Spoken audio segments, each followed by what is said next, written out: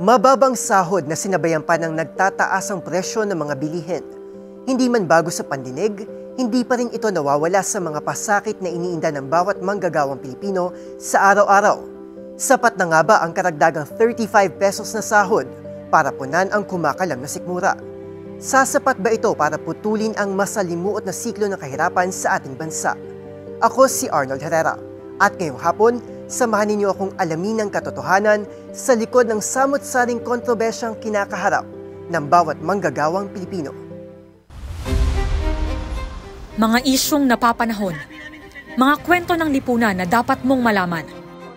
Your Honor, hindi ko na po alam kasi bata pa lang po ako. Sisilipin, hihimayin at tatalakayin. Po tayo magiging katulad ng ibang bansa na very dysfunctional ang family. Samahan niyo kami tuwing araw ng linggo, alas 12 ng tanghali, para alamin ang bawat katotohanan sa likod ng kontrobersya. Mula sa work-life balance rankings at planong bawasan ng holidays, hanggang sa kontrobersyal na 64 pesos na food poverty threshold ng National Economic and Development Authority o NEDA. Nitong mga nakalipas na araw, sunod-sunod na nagsulputan ang mga samot-saring issue kabilang na ang mga luma at bagong pagsubok na kinakaharap ng mga ordinaryong manggagawang Pilipino. At ngayong linggo, mapalad tayo dahil makakasama natin ang labor rights activist at kasalukuyang Pangulo ng Partido Lakas ng Masa, Calyodi de Guzman, para himayin ang mga usaping panlipunan na ito. Magandang hapon po, Calyodi de Guzman, at maraming salamat po sa pagpapaunlak sa aming imbitasyon and welcome to the program. Magandang hapon din sa iyo, Arnold, at maraming salamat sa iyong imbitasyon na magkaroon tayo ng talakayan. Okay, diretso na po tayo sa ating usapan ngayon, Calyodi. Last July, lumagapak po ang Pilipinas sa Global Work-Life Balance Index na inilabas ng Global HR Service Firm na Remote, kung saan mula sa 60 bansa nangulela tayo sa 59th place o bansa na may second worst work-life balance na may napakababang score na 27.46 out of 100. Napakalayo po niya sa ating top 1 na New Zealand na may score na 80.76. And definitely marami pong factors kung paano tayo nakakuha ng napakababang rating. But to start, as an advocate for labor rights, do you agree with the results of this study? Ako'y buong-buong sumasang-ayon doon dahil ramdam na ramdam yan ng mga manggagawa na talagang hindi na magkaroon ng pagkakataon yung ating mga manggagawa na pahinga, mag-relax, at makisalamuha o paglaro sa kanyang mga anak o mamasyal. Hindi na ito nagagawa ng mga manggagawa. Ang pangunahing dahilan niyan ay ang napakababang sahod na tinatanggap nila sa araw-araw. At kasabay noon, yung napakataas na presyo ng bilihin. At dahil dyan sa dalawang problema na yan, nauobliga yung ating mga manggagawa na maging regular na sa kanilang trabaho ang pag-overtime. Hindi na 8 hours, kundi 12 hours na pagkatrabaho sa bawat araw. Kung doon sa kanilang pabrika o kumpanyang pinapasukan, walang overtime, yung ating mga manggagawa, paglabas ng trabaho, ay hahanap ng sideline. Pagmumotor, pagmemekaniko, pag-electrician, lahat ng pwedeng pagkakitaan para madagdagan yung kanyang sahod ay gagawin niya dahil talagang kapos na kapos ito sa taas ng presyo ng mga bilihin at ng serbisyong binabayaran ng mga manggagawa. Kaya tama lang yung ganong datos na nasa 27%, halos 1/4, 27% lang ang ating inabot out of 100% sa usapin ng work balance. Kaya yan ang kalagayan ng ating mga manggagawa sa ngayon at kaya patuloy kami doon sa pagsigaw, pakikiusap, pagsusumamo sa ating kongreso na itaas na yung sahod ng mga manggagawa para nang sa ganon ay magkaroon ng time ating mga manggagawa para naman sa kanyang sarili. Calyodi, batay po dun sa pag-aaral, compared po sa mga better performing countries sa unahan ng listahan na may around 30 usable leaves, ang Pilipinas on average ay mayroon lamang 17 days.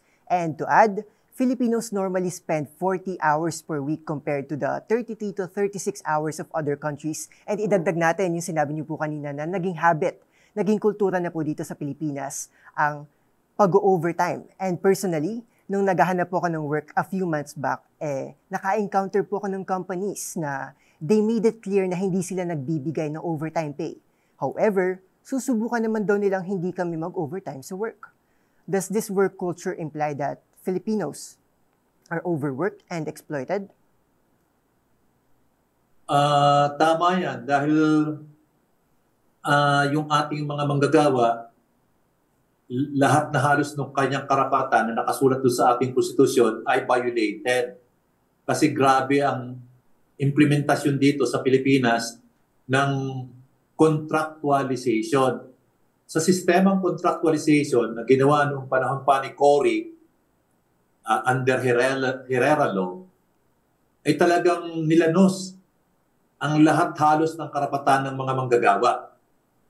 Yung karapatan sa 8 hours work, karapatan sa tamang pasahod, karapatan sa proteksyon sa kalusugan sa loob ng kumpanya, karapatan na magreklamo, karapatan na magtayo ng union, karapatan na magtayo ng magkaroon ng CBA, makipag-grievance sa management.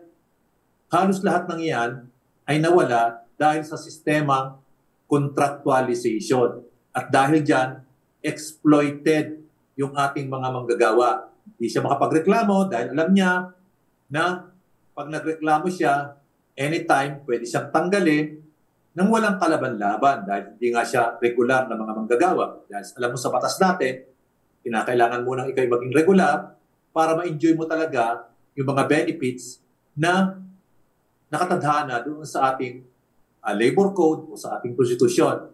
Dahil sa kontraktualisasyon, dahil hindi ka regular, lahat ng mga batayang karapatan ng mga manggagawa, bilang manggagawa siya, ay nawawala, nadi-deny. Kaya exploited yung ating mga manggagawa. Bukod dyan, talaga naman yung ating gobyerno ay gumawa ng mga patakaran na yung karapatan ng mga kapitalista na huwag mabigyan ng tamang sahod ay nangyayari. Dahil yung gobyerno ay may policy na once a year lang, isang beses lang kada taon, pwedeng itaas ang sahod ng mga manggagawa. Samantalang sa kabilang banda, pinapayagan ng mga kapitalista na itaas ang presyo ng bilihin linggo-linggo, buwan-buwan.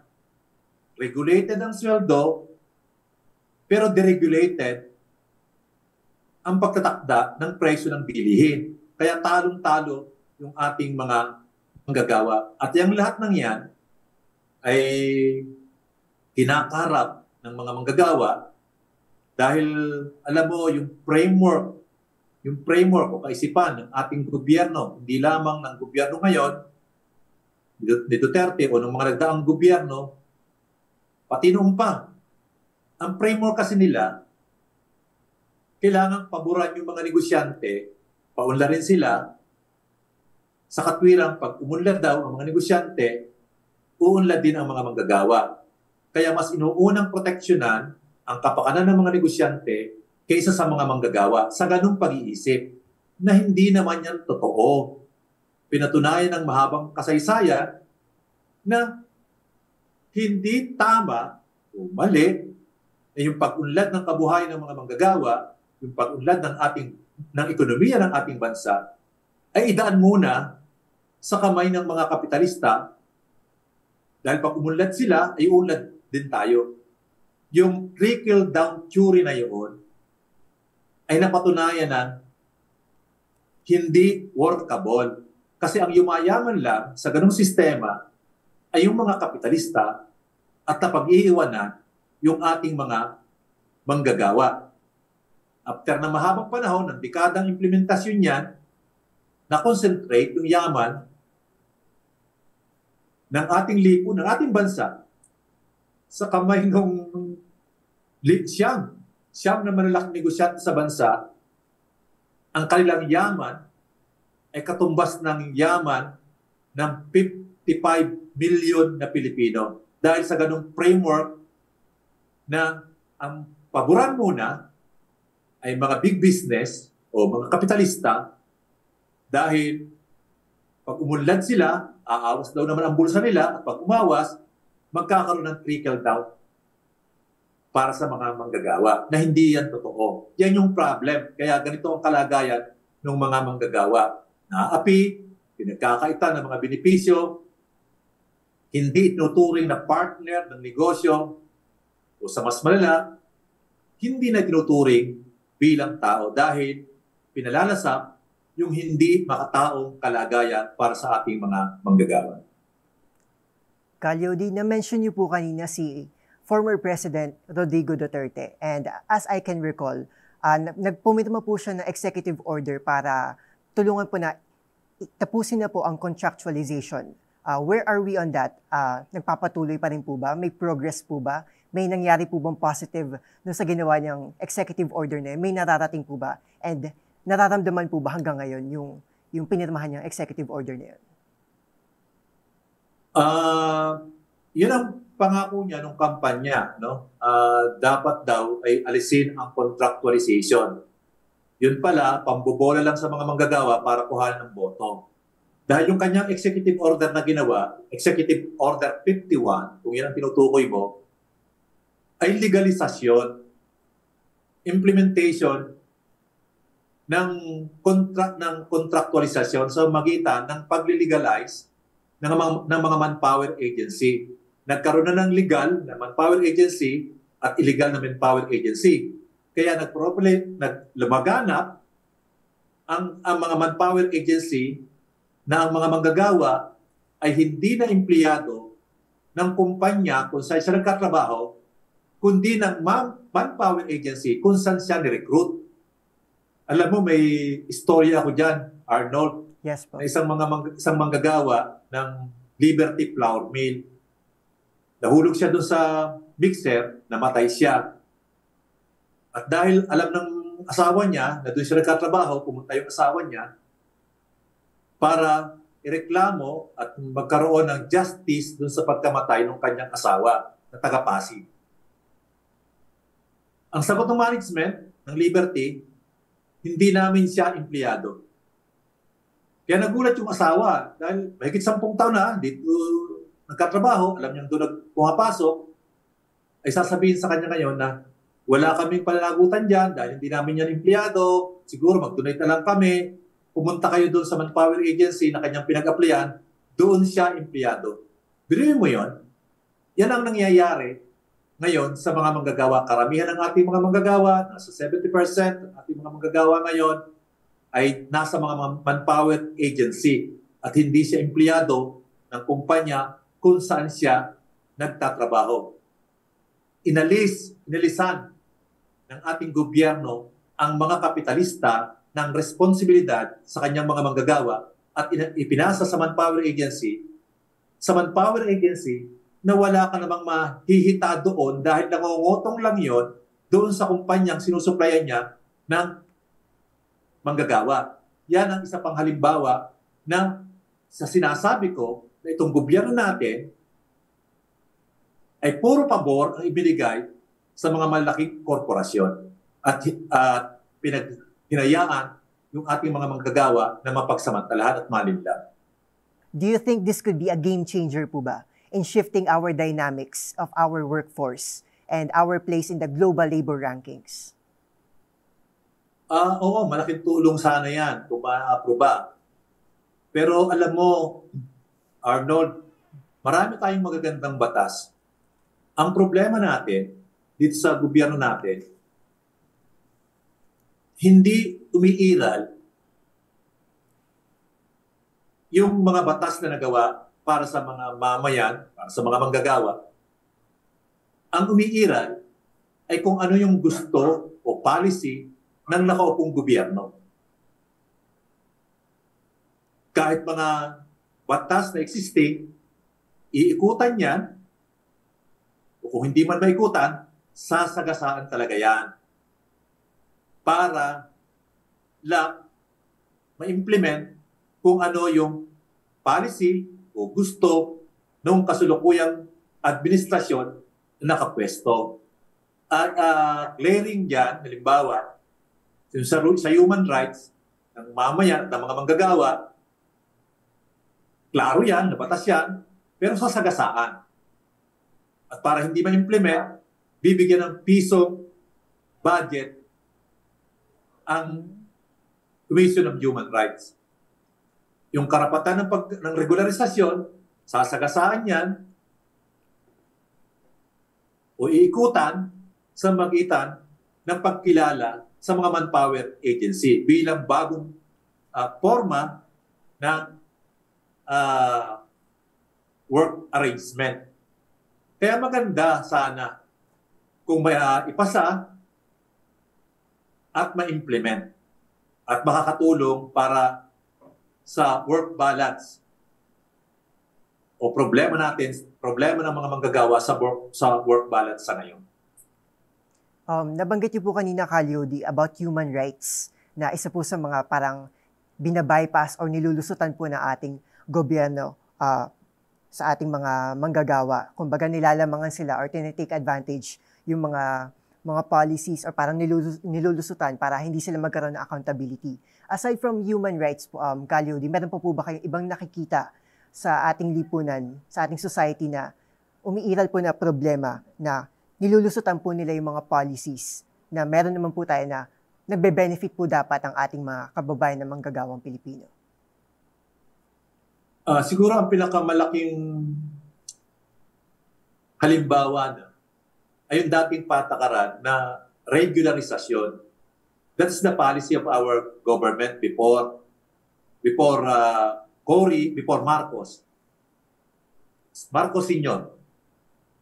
Regularization ang patakaran. Before Marcos, before Cory, ang sahod ng mga manggagawa, national. Kung magkano sa sahod ng mga taga Metro Manila, ganoon din sa probinsya. Kaya, dalawa, di ba? Yung regularization at saka yung sahod, national. Pero yung regularization, inikutan at ginawa ng batas ng patakaran, contractualization.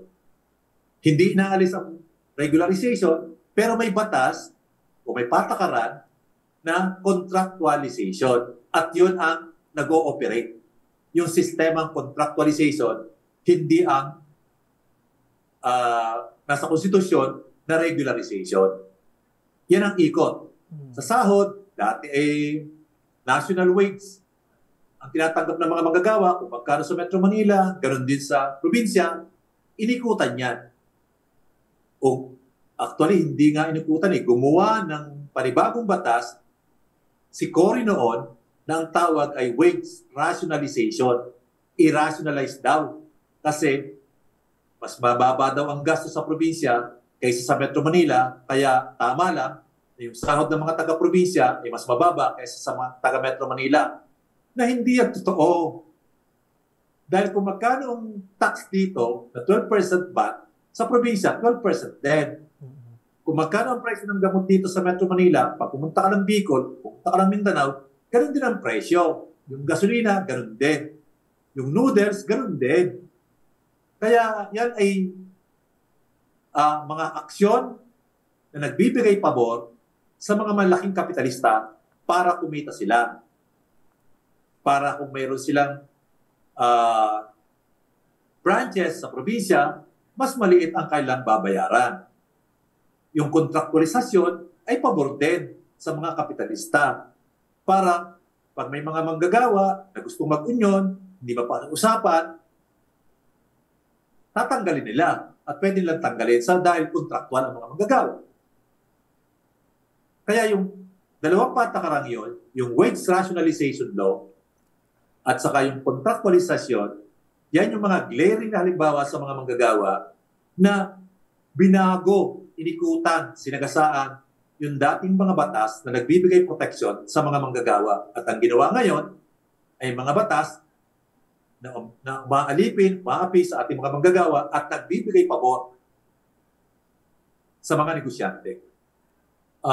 Both yan, no? Yung pagiging centric ng Manila, ng mga syudad,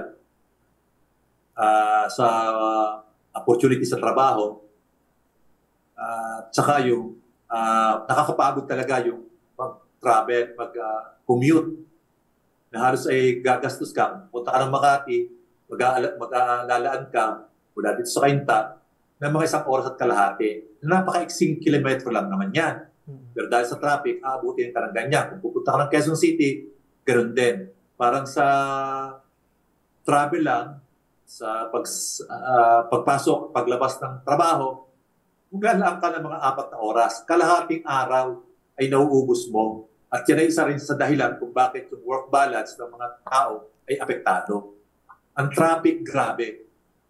At sa pag-aaral, alam ko, isa rin yan sa malaking problema dahil halos 3.5 billion araw-araw ayon sa study ang nawawala sa ekonomiya ng bansa dahil sa traffic. Ganyan kalaki ang nawawala. Kaya kung aabutin ka na sa loob ng isang buwan, nasa halos 100 bilyon ang nawawala sa ating ekonomiya. Napakalaking pera niyan. At hanggang sa ngayon, ang daming presidente lang na nagpalit-palit, pero hindi yan nare-resolve dahil ang sistema ng ating transportasyon ay may malaking problema, yung approach ng gobyerno. Hanggang sa ngayon, yung matagal na namin pinapanawagan na dapat ang paunlarin ay public transportation, car-centric dead. Pabor doon sa mga mayayaman. Kung makikita mo yung EDSA, di ba? 8 o 7 lane yan. Yung 6 nandun sa mga private. Yung 2 ang nandun lang sa public, sa mga buses. Kaya yan ay malaking problema rin na kinakaharap ng mga manggagawang Pilipino. Sa praktika, hindi Dahil nung panahon ni Marcos, senior, ipinagawa ang LRT1. Ang LRT1.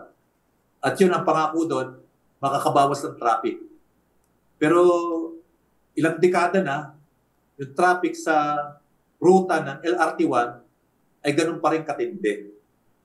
Ang MRT, yun din ang purpose, MRT, LRT, lahat ng light rail na ginawa ay nasa pangunahing layunin para i-resolve ang traffic.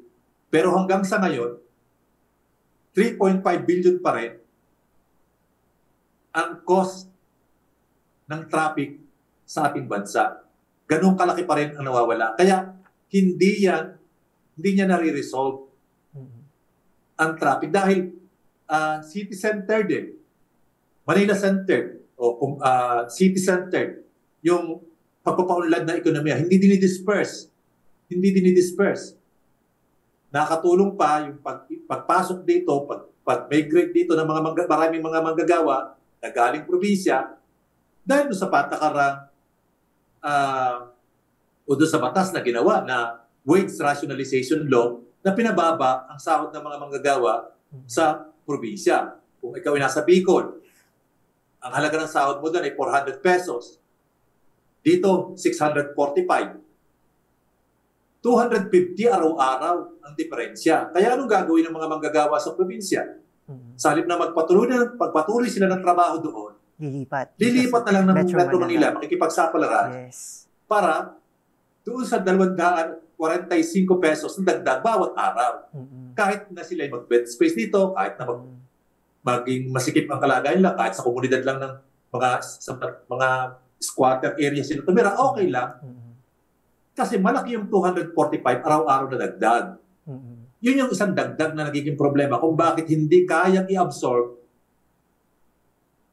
ng mga ginagawang railway yung pag-resolve sa traffic.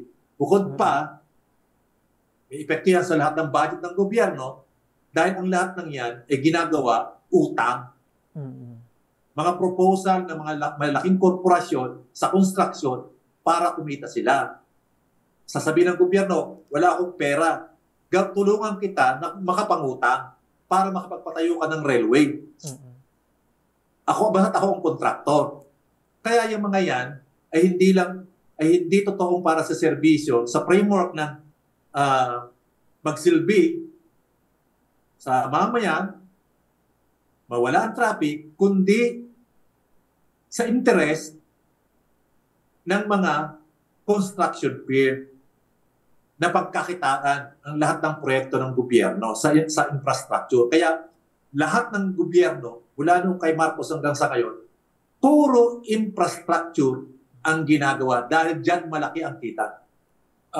Both yan. Talaga namang ang Pilipino may karakter talagang mababaw ang kaligayahan. Mas madali siyang mapasayahin, madali siyang makalimot sa problema. Basta't ang mahalaga sa kanya yung present. Kung ano mang masama sa nakaraan, nakakalimutan niya kaagad. Kaya ang dali niya mag-adapt. Survivor ang mga Pilipino eh. Kaya masayahin siya. Gusto niya tumatawa ng tumatawa.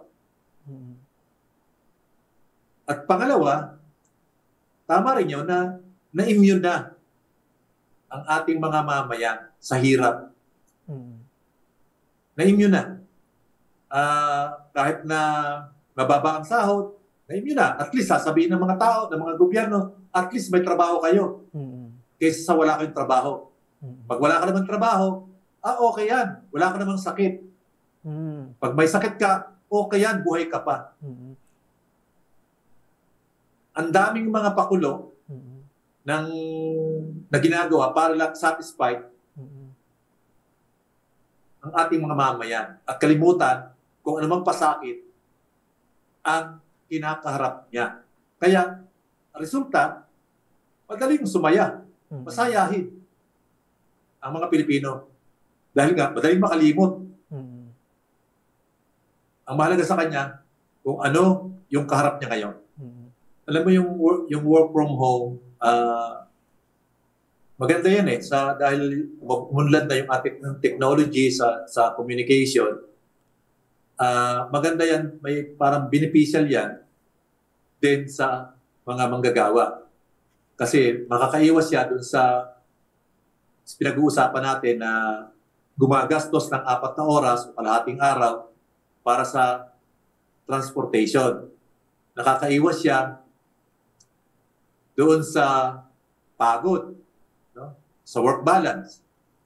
Dahil sa araw-araw pagpasok mo, may 4 na oras ka na ilalaan sa traffic, hindi productive yun. Pangalawa, pagod ka pagdating mo na sa trabaho. Pangalawa, makakatulong yan doon sa mga working na nanay natin na may mga baby na kung nasa kung work from home siya na a-attend ng nanay yung kanyang baby. Kaya maganda rin. Kaya lang dapat yung study ay nag-prove na tumaas yung productivity ng mga manggagawa nag-work from home. Kaya okay ako doon sa sistemang work from home, pero ulitin ko, dapat yung natipid ng kumpanya sa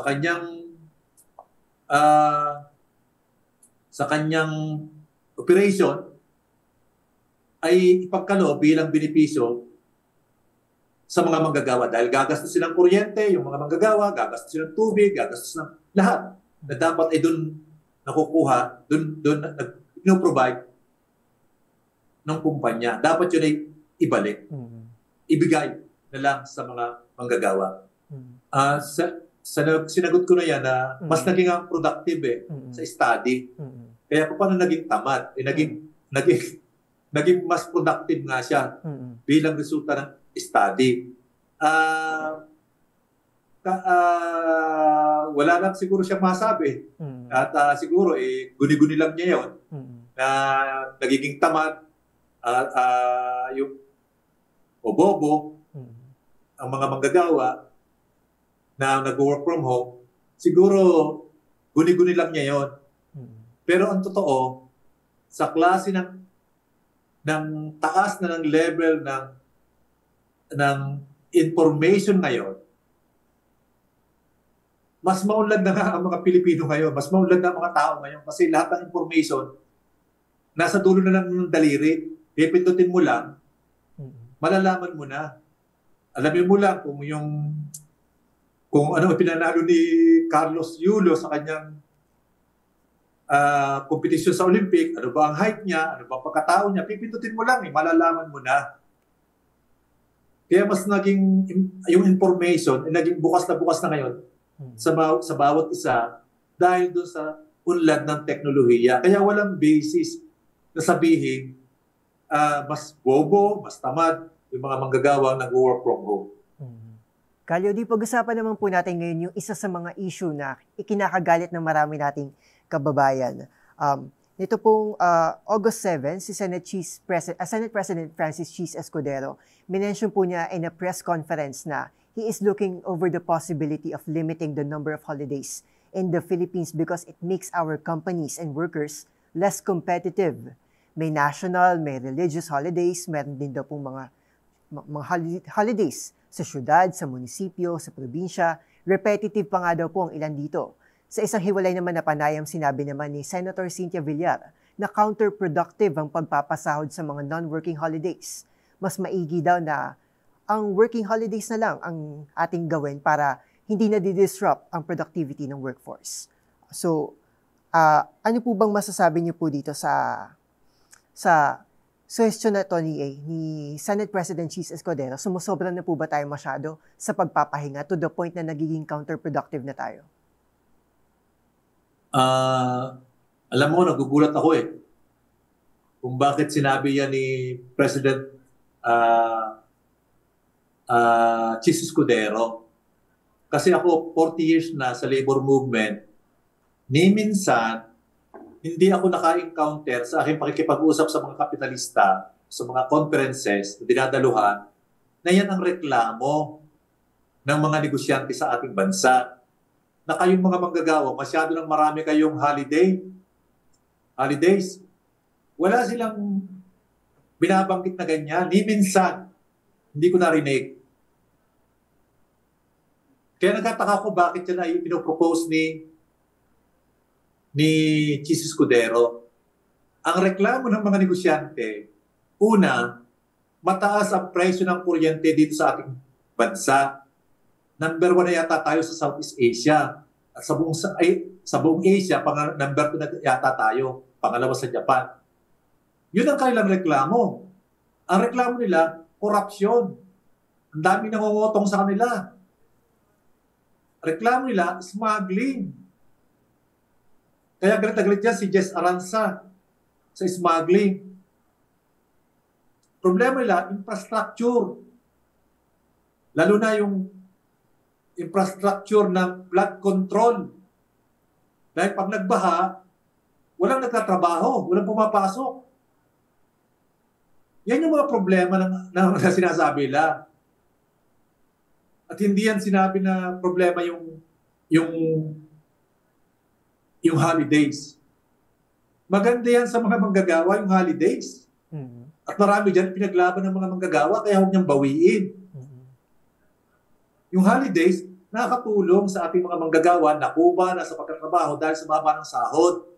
Nagkakaroon sila ng pagkakataon na makahalubilo niya o makasama nila yung kanilang pamilya. Nakakapamasyal. At gumagastos. Nakakatulong pa sa pagpapaunlad ng ating ekonomiya. Kay Gloria, economic holidays, yung kanyang ginagawa. Yun yung hindi ko maintindihan sa kanya na bakit niya naisip yon na i-propose. Kaya minsan naisip ko na siguro sa kawalan na nag-isip siya kung ano ba pwede pang ibigay sa mga kapitalista. Isang paraang naisip niya, bawasan ng holiday para matuwa yung mga kapitalista. Dahil wala na silang maipopropose. Kontraktual na mga manggagawa, mababa ng sahod, mataas ang presyo. Anytime pwedeng tanggalin. Dahil kontraktual. Wala na silang maisip. Pati yung maliit na bagay na kaligayahan ng mga manggagawa na holiday, Aalisin pa nila. na makatutulong sa kanya para sa kanyang work balance, ay tatanggalin pa. Kung gusto, yung kay Cynthia naman, sabi ni Cynthia, parang productivity, naka-apekto sa mga manggagawa sa kumpanya. Si Secretary Cynthia, gusto ko nung i-remind siya na mula 2012 hanggang 2022, umangat ng 42% ang productivity ng mga manggagawa. Ang problema, 18% lang ang iniangat ng sahod. Wala pa sa kalahati. Hindi tinapatan ng pagtaas ng sahod yung productivity ng ginawa ng mga manggagawa sa nakalipas na 10 taon. Mula 2012 hanggang 2022, yan ay ayon sa Ibon Foundation. Kaya kung gusto ni Cynthia at ni Chis Escudero na maging competitive at magkaroon ng productivity ng mga manggagawa, higit na productivity pa, itaas yung sahod ng mga manggagawa. Isa patas na yung matagal nang hinihingi ng mga manggagawa na 150 pesos nationwide. Dahil kapag masaya ang manggagawa, ang tawag doon, happy workers are more productive workers. Kung gusto niya palang dagdag na produktibidad, bigyan ng sahod. Itigil ang kontraktualisasyon. Itigil ang provincial rate na yan. Tanggalin. Huwag bawalan ang mga manggagawa na magkaroon ng union. At nang sa ganon, ay magkaroon ng negotiation bilang partner. Yung manggagawa at kapitalista. Kung ganyan ang kalagayan ng mga manggagawa, ay magiging masaya siya at magiging mas produktibo siya. Yun ang gawin. At yung sundin, yung hinihingi ng mga kapitalista, na yung binanggit kong 5 problema, itigil ang korupsyon, itigil ang magbawal o gawa ng paraan, walang tigil na pagtaas ng presyo ng kuryente, ayusin ang infrastructure, lalo na sa baha. Yun yung mga dapat gawin niya. At hindi pag-initan, pagdiskitahan, yung holidays na hindi naman nireklamo ng mga negosyante. Alam mo, nag-react na yung buong bayan dyan eh. At yung ating hanay ng mga manggagawa ay talagang hindi nila mahanapan ng paraan kung paano pagkakasyahin ang 21 pesos na pagkain bawat oras, bawat 3 beses, di ba? Hindi nila mahanapan ng paraan. Hindi naman pwedeng pagkain ay para magkasya ay puro noodles sa umaga, noodles sa hapon, sa tanghali, noodles sa hapon. Hindi naman pwede yun. Kinakailangan ang balanced diet natin para naman tayo maging tao. Hindi naman tayo bakay na pwedeng damo lang. Okay na. Pero kung kahit damo, ibang klase ng damo, kinakain ng mga baka. Ito'y insulto. Ito'y insulto sa ating mga mamamayan. Insulto ito ng gobyerno sa ating mga manggagawa. At tayo'y gustong pagkasyahin na lang sa extreme na kalagayan ng kahirapan sa usapin ng pagkain. Kung kaya nga lang na huwag na tayong paswelduhan, pakainin na lang, gagawin nila eh. Para tiyakin na ang malaking kita ng mga kumpanya. Kaya mapapansin mo, yung sabwatan ng gobyerno at ng mga kapitalista, makikita mo dito na idinidiin ng gobyerno na huwag na kayong mag-asam o manghingi pa ng dagdag na sahod dahil ang kailangan nyo lang naman ay 64 pesos sa inyong pagkain. Kaya huwag na kayong humingi ng dagdag na sahod. Pinakakalma ang taong bayan sa kanilang mga datos at panluloko na 21 pesos lang isang kain. Bakit ka pa kayo hihingi ng 150 na increase? Yun ang ibig sabihin nito. Huwag na kayo humingi ng dagdag na sahod, huwag na kayo magreklamo sa inyong kalagayan dahil kasya na ang 21 pesos bawat kain. Kaya, ipasipay. Yun yung sinasabi ko na yung gobyerno natin ay gobyerno hindi ng mga manggagawa, hindi ng masang Pilipino, kundi sila'y gobyerno na naglilingkod sa interes ng kapitalista. Kaya yung mga kapitalista, yaman sila ng yaman, at itong mga manggagawa ay hirap na ng hirap. At ang masakit dyan, ginagawa nila yan sa pagitan ng paggagawa ng mga batas, programa, patakaran na nagli-legalize sa pagkakaroon ng extreme poverty na ninaranasan ng mga mamayan at sa kabilang banda ng extreme na yaman na kinakamkam o na tinatamasa ng isang dakot na bilang ng malaking korporasyon sa bansa. Yan yung problema natin. Mahugat mo yung problemang yan ng kalapastanganan at pag-insulto sa mga manggagawa at pakainin ng 21 pesos bawat kain ng klase ng gobyerno mayroon tayo. Hindi ito gobyerno ng masa Pilipino. Matagal na tayong dinadaya. At sila ay ngayon, hindi lang nakalusot, yung 64 pesos, nagkaroon ng malawakang reaksyon at condemnation ang maraming mamayan, kaya sila umatras. Pero kung hindi nagkaroon ng ganyang klase ng reaksyon, yung dekadang formula nila sa pagkatakda ng poverty threshold, hindi nila babaguhin. Nagkataon lang, grabe ang inflation, at ang inflation ay resulta ng napakataas na presyo ng bilihin, nag-react na ang mabait na mga mamayan, ang masayang mamayan, masayahing mamayan, hindi na kinaya. Kaya nagkaroon ng reaksyon at yun kaya ngayon sila ay umaatras. Matagal na tayo niloloko nitong gobyernong ito. Dahil sabi ko nga, kung magsalita, para sa mga mamamayang Pilipino, para sa mga manggagawa, lagi, yun ang sinasabi, lalo na kung panahon ng eleksyon, pero pag nakaupo na, lahat ng batas, programa, policy na ginagawa ay para doon sa isang dakot na bilang ng mayayamang negosyante. Kalyo, di ayon po sa World Bank, ang employment daw po yung pinakamainam na paraan para ibaba ang ating kahirapan. At sa datos nga po na inilabas ng PSA, bumaba sa 3.1% ngayong Hunyo ang unemployment rate ng Pilipinas mula sa kaparehong panahon noong 2023 na 4.5%. At so far, based po sa records ng PSA, consistent po yung declining trend ng unemployment sa ating bansa.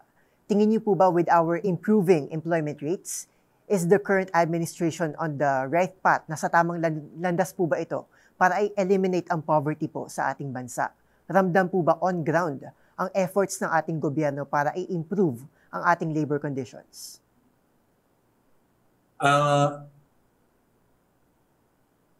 Niloloko lang ng gobyerno ating mamamayan, ating mga manggagawa sa magitan ng mga datos. Pero pag pinag-aralan mo yung datos, ano ba ang sinasabi nila at ano ba ang included, binibilang nilang may trabaho? 70% ng ating mga manggagawa sa bansa, 70% ay puro mga informal na trabaho. Kasama diyan, yung mga manggagawa, pag tinanong, walang trabaho ngayon, pero naghahanap ng trabaho, kahit wala kang trabaho ngayon, pero naghahanap ka ng trabaho, isinasama na yon sa may trabaho. Dahil makakakita daw naman bago ang susunod na survey. Ang hindi lang nila sinasamang walang trabaho ay yung mga manggagawa na napagod na sa paghahanap ng trabaho. Ayaw ko na maghanap ng trabaho dahil napagod na ako eh. Ayaw ko na magtrabaho dahil may edad na ako eh. Ayaw ko na magtrabaho dahil may sakit ako eh. Yun lang ang isinasama nila sa bilang na may trabaho. Ng walang trabaho. Kaya maliit. Pangalawa, kasama dyan yung mga kalahating araw lang ng trabaho. Kasama dyan yung may mga tindahan. May trabaho ako, anong trabaho mo? Nagtitinda. Pero magkano kinikita ng isang tindero sa maghapon? Lalo na kung sari-sari store. May trabaho ako, sumasaylain ako, nag-electrician ako. Kasama na yun. Kaya 70% informal. Ang ibig sabihin yan, walang regular na kita. At ang ibig sabihin din yan, sa kanyang kinikita, napakaliit ng kanyang kinikita. Kaya paano masasabing ito ay development? Ito ay pag-unlad. At sasabihin pa ni Recto na by next year, tayo ay middle income na bansa. Na kung ang iyong mga manggagawa ay halos 80% ay puro kontraktual. Ang iyong mga manggagawa. Walang CBA. Ang may CBA sa ating bansa, wala pang 200,000 out of 27 o 29 million na mga manggagawang sahuran. Wala pang 200,000 ang tumatanggap ng CBA. Yung collective bargaining na dagdag doon sa kailang minimum na tinatanggap. Kaya paano sasabihin magsasaya na at masaya na ang ekonomiya ng mga manggagawa? Walang masayang ekonomiya sa bansa, kundi ekonomiya ng malaking korporasyon. Yung 40 families na may-ari ng malaking korporasyon na kasama nila Villar, nila Henry C., nila Gokong Wei, may-ari ng Jollibee. Yan yung ekonomiya natin, 80% ng ating ekonomiya napupunta sa 1% ng ating populasyon. Yun yung problem. Kalyodi, silipin naman po natin yung development po ng Public Transport Modernization Program dito po sa ating bansa. Last July 23, sinabi po ni Senate President Cheese Escudero na dapat suspendihin ang PTMP dahil maliban sa anti-poor ito, bahagi na ng kulturang Pilipino ang mga hari ng kalsada at wala daw karapatan ang sino man na alisin ito. At maliban dito, aabot pa sa 10,000 ang hindi pa nakakapagpa-consolidate, batay naman sa datos ng LTFRB. 22 senador ang bumoto pabor dito maliban kay Senator Rizon Tiveros. At nitong August 1, nanindigan si Pangulong Bongbong Marcos na dapat magpatuloy ang modernization program. Dahil umabot naman na sa 80% ang mga nagpa-consolidate at higit pa sa lahat, 7 beses na itong na-postpone mula pa noong nagsimula ang modernization program noong 1992. Where do you stand on the modernization program, Kalyodi? As someone na nakakasalamuhan ng mga manggagawang Pilipino on ground, ano ba dapat ang gawin ng gobyerno? Kasi given na 7 times na po itong napopostpone, there has to be something wrong about it. Tama ka. Ibig sabihin, may batayan yung reklamo. Kaya hindi agad may patupad ng gobyerno. Pero ako, tutol ako doon sa program ng modernization at yung mga jeepneys. Kasi anti-poor yan, anti-workers sa sektor ng serbisyo at pro-big business na nagpo-produce ng mga modern jeep. Biro mo, ikaw na isang driver, isang operator na may isang jeep. Aalisin mo yung jeep niya, bibigyan ka ng 160 to 200,000, pero magkakaroon ka ng utang na 2.8 million. Kalokohan yun, di ba? Kalokohan yun. Paano nga mababayaran ng isang operator na may isa o dalawang jeep yung 2.8 million? bawat isa. Paano yun? At yun yung isang problem eh. Ako hindi pa dun sa icon niya ng Pilipinas. Kundi yung parusang idudulot niyan doon sa mga operator. Yung mga pro-modernization na mga samahan ng mga jeepneys, ay mga sip-sip yun sa gobyerno. Yun ay mga mayayamang leader, na mga nagpayamang mga leader ng mga kilusang manggagawa sa sektor ng transportasyon. Kaya sila payag kasi namamantikaan sila. Kahit na yung kanilang mga miyembro ay mabaon sa utang na tigto 2.8 million. At ang duda ko dahil sa sulsol ng mga manufacturer sa iba't ibang bansa para kumita sila. Dapat i-review talaga yan. At ibalik at sana yung jeep na yan rehab na lang sa ayos. Rehabilitate gusto na sa lang. gilid, sa gilid ang labasan at takyatan. Tapos suportahan ng gobyerno yung manufacturing ng jeep dito. Yes. Yung jeep dito suportahan dahil yun magde-develop ng ating sariling industriya ng sasakyan, and at the same time mag-create tayo ng trabaho na may matinong sweldo. Marami naman tayong bakal. Dami natin ang mina ng bakal dito sa bansa. Ang dami natin magagaling na mga gumagawa ng sasakyan, ng jeep. Pero ang problema, mas ang pinapaboran ay imported, di ko alam kung anong dahilan dyan, kaysa sa pagpapaunlad ng sarili nating industriya, lalo na sa usapin ng transportasyon. Tingin ko, pangangatawanan na ng gobyerno. At ito ay sa akin, isang halimbawa kung anong klaseng gobyerno meron tayo.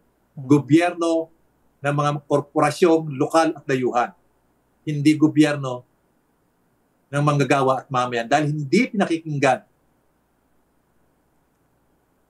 ang mamayan. Ang pinakikinggan ay kung ano ang gusto ng mga malaking kapitalista, lokal at dayuhan, kaysa sa gusto at kahilingan ng mamayan. Sa sahod, ang gusto pakinggan ay ang mga kapitalista sa halip ng mga manggagawa. Sa mataas na presyo, pinapakinggan mga kapitalista sa halip ng mga manggagawa. Sa presyo ng kuryente, wala nang tigil ang mga tao sa pag-rally para gawa ng paraang huwag tumaas ang presyo ng kuryente. Walang tigil sa pagtaas ng kuryente dahil pinapakinggan ay may-ari ng mga korporasyon sa enerhiya.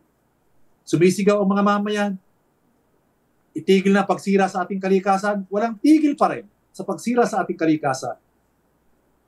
Kaya, ang pinapakinggan ng gobyernong ito ay hindi ang kagustuhan, kahilingan, kabutihan ng kanyang mamayan, kundi ang kahilingan para sa kabutihan ng malaking korporasyon. Bilang panghuli na lang po, Calyodi, may balak po ba kayong tumakbo ulit bilang senador para sa 2025 senatorial elections? What's next for Calyodi de Guzman? Iboboto mo ba ako? Yes po. Depende po sa ating plataforma, of course. Pinag-uusapan pa namin. Gusto kong tumakbo pero pinag-uusapan pa namin dahil ang daming iko-consider. Yung politika pa rin natin, pera, saka popularity, sinusikat, ganun pa eh. Pero nasa proseso ng pag-uusap. At ipapaalam ko sa iyo kapag nagkaroon ng desisyon. Okay po. Ayan, maraming salamat po. At dito na po nagtatapos ang ating panayam. Maraming salamat po, Calyodi, sa pagpapaunlak sa aming imbitasyon. Maraming salamat din. Again, that was Calyodi de Guzman, labor rights activist and president of Partido Lakas ng Masa.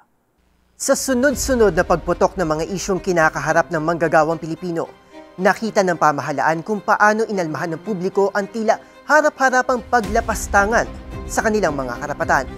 Senyales ba ito na unti-unti nang nagigising ang diwa ng isang Pilipinong pilit na ikinukulong sa isang mapanlinlang na paraiso? At higit sa lahat, handa na ba ang mga nakaupo na dinggin ng boses ng mga taong nagluklok sa kanila sa posisyon? Muli, ako si Arnold Herrera. Samahan niyo ako muli sa susunod na linggo para alamin ang bawat katotohanan sa likod ng kontrobersya.